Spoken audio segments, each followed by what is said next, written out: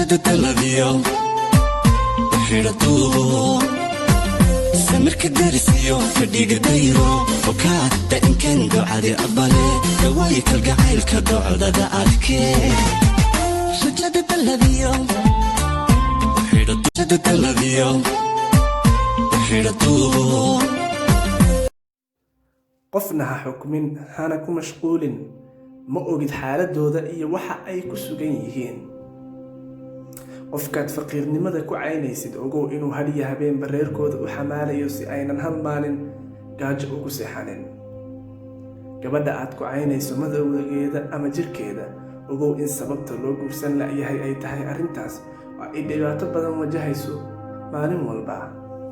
gabadha aad dillanimo ama sharmuutanimo ku caynaysid oo aad ku xamanaysid soo lagama yaabo inay bikro tahay wiilka tabarta daran ee aad gardaraysato maalin kasta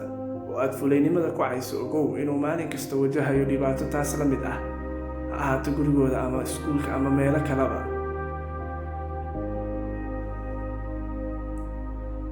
ninka aad ka xaraabaysanayso markaad aragto isagoo oynaya soo lagama yaabo hooyadiis inay ka xanuunsan tahay ama walaashiis ama qof kaloo qaali ku ah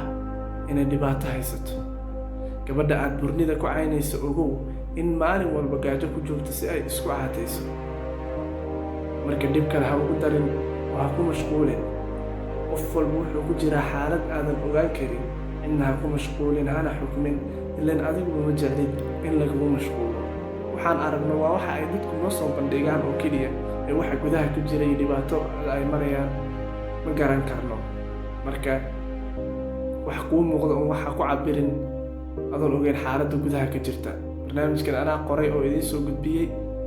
ha ilaawin subscribe inaad saarto janaalkayga ood la wadaagto asxaabtaada si aan fiidiyoyaal badan oo kale idinla wadaago كدرسيو فديق دايرو وكاد إن كان قعدي أبالي دوايك القعيل كدوع دا شجد التلفزيون وحيرته سمرك درسيو فديق دايرو وكاد إن كان قعدي